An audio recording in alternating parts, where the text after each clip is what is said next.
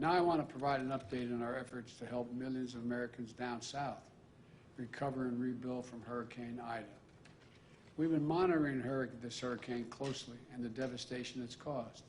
To date, 6 deaths. About 1 million homes without power in Louisiana and Mississippi. While the catastrophic flooding wasn't as severe as it was during Hurricane Katrina 16 years ago, Ida was so powerful that it caused the Mississippi River literally to change direction, change the flow temporarily. The good news is that as a result of significant multi-billion-dollar federal investment in the levee system around Metro New Orleans, it held. It was strong. It worked. But too many people in too many areas are still unprotected and saw a storm surge and flooding that was devastating. We've seen the reports of winds up to 170 miles per hour. It's not been confirmed yet by FEMA, but 170 miles an hour, causing unimaginable damage with debris and down power lines, making roads impassable, and slowing response efforts to save folks and property. You know, the people continue to shelter in place. Tomorrow, I'll be traveling to Louisiana to meet with Governor John Bell Edwards, as well as the parish presidents and mayors and the local officials representing the affected areas. Governor Edwards encouraged me to come and assured me that my visit will not disrupt recovery efforts on the ground. That's what I wanted to be sure of. My message to everyone affected is we're all in this together. The nation is here to help. That's the message I've been making clear to the mayors, governors, energy and utility leaders in the region whom my administration has been working closely with over the past few days.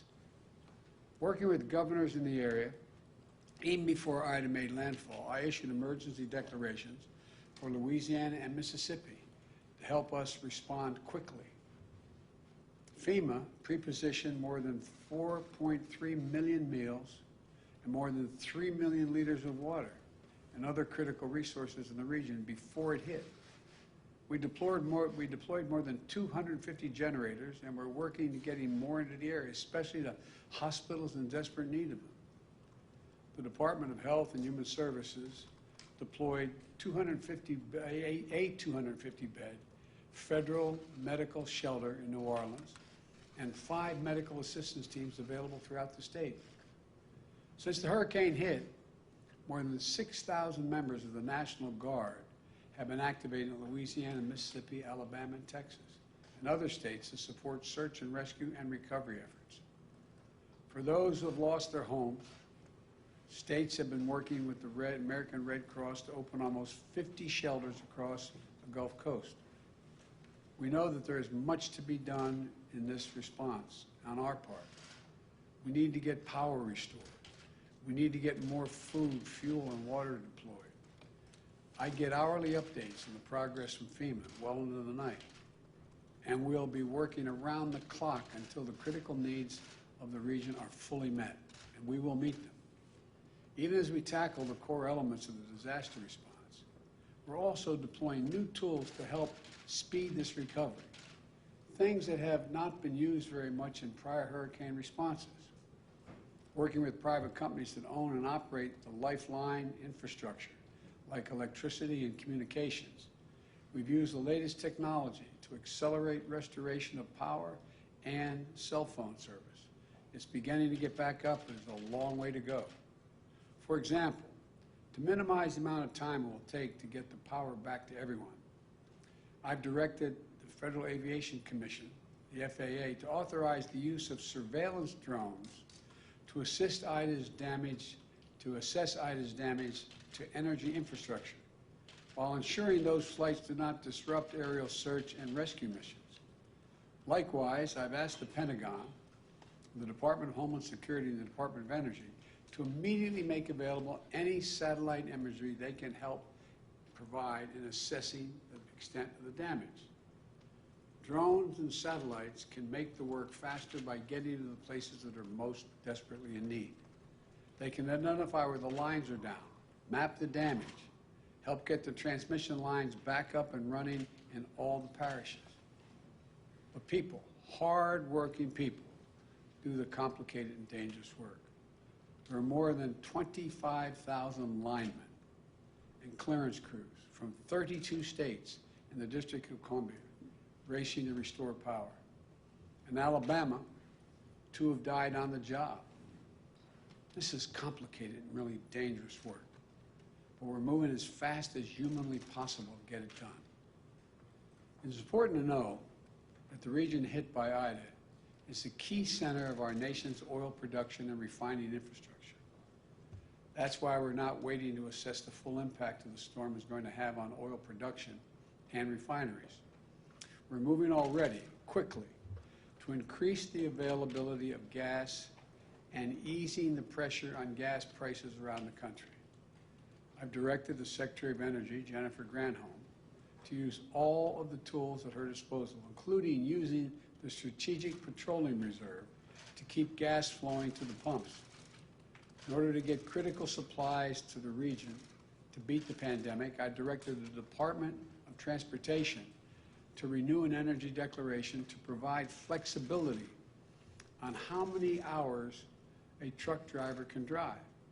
Most people don't know there's a limitation on the number of hours you can be on the road. The Transportation Department is broadening that emergency declaration to include transportation of gasoline and other types of fuel as well, in addition to medical supplies and food. In addition, the Environmental Protection Agency has approved emergency waivers for Louisiana and Mississippi that will expand the supply of gasoline that can be sold in those states and increase availability at such a critical time. These actions should help reduce the risk of gas shortages and price increases as a result of the hurricane. We also know a lot of people lost cell phone service because their particular carrier's tower went down or got damaged. A few days ago, I asked the Federal Communications Commission, the FCC, and my White House team to work with the cell phone companies to allow customers to use roaming services. So that means that folks in the area should be able to get a signal no matter what carrier they're in. If their one carrier's down, they can roam and use another carrier they're not part of, they're not signed up with.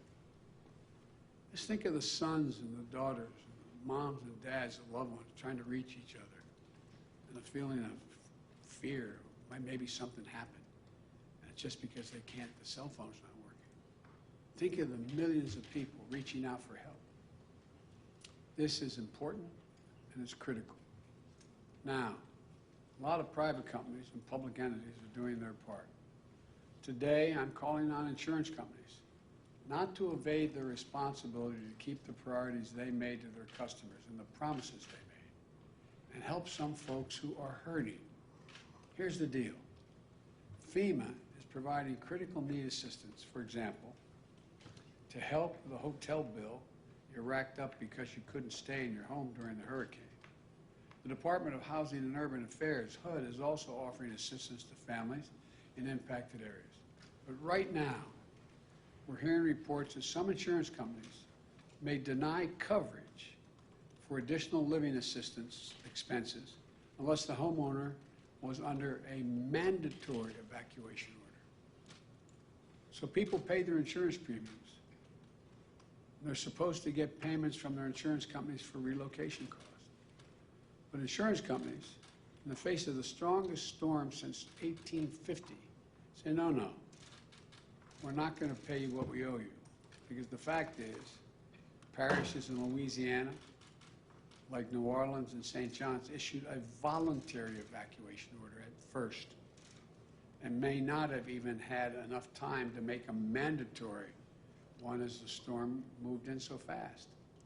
Other parishes, the voluntary evacuation order suggested that residents could try to protect themselves by sheltering in place against the ferocious winds. We can all understand why folks felt safest leaving their homes and going elsewhere, out of the path of the devastating storm. No one fled this killer storm because they were looking for a vacation or a road trip, or able to stay in a hotel. They left their homes because they felt it was flee or risk death. There's nothing voluntary about that. So I'm calling on the private insurance companies right now, at this critical moment.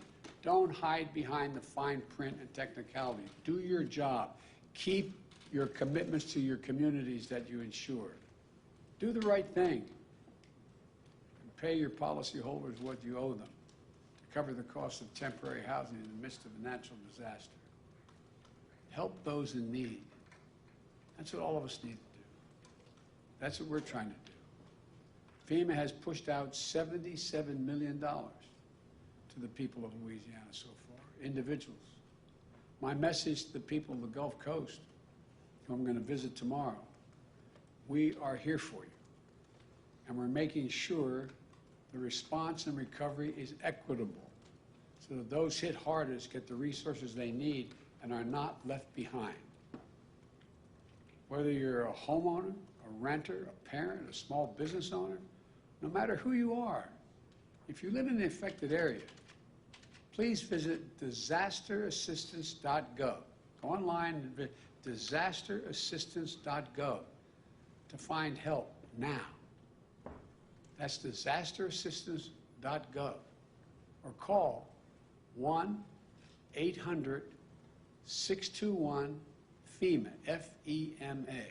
1-800-621-FEMA, F-E-M-A. That's 1-800-621-3362. There's help you can qualify for right away.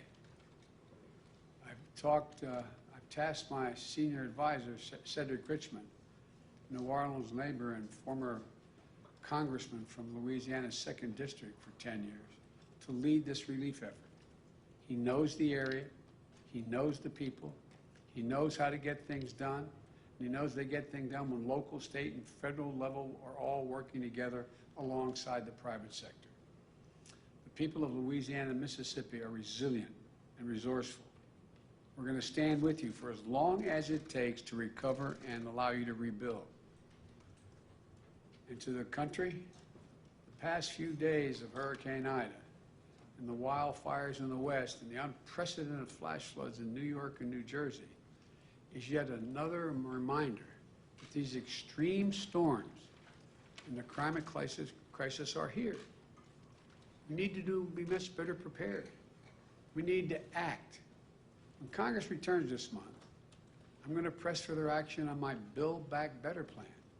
That's going to make historic investments in electrical infrastructure, modernizing our roads, bridges, our water systems, sewer and drainage systems, electric grids and transmission lines, and make them more resilient to these superstorms and wildfires and floods that are going to happen with increasing frequency and ferocity. We're reminded that this isn't about politics. Hurricane Ida didn't care if you were a Democrat or a Republican, rural or urban. This destruction is everywhere. And it's a matter of life and death, and we're all in this together. This is one of the great challenges of our time. But I'm confident we'll meet it. We're the United States of America. And there's simply nothing, you've heard me say it before, nothing beyond our capacity when we work together. So for all those who are still in harm's way, or all those struggling to deal with the aftermath of these storms and fires, say, God bless you. Keep the faith. Everyone working day and night to look out for their fellow Americans is what this is about. We're going to get this done. Thank you.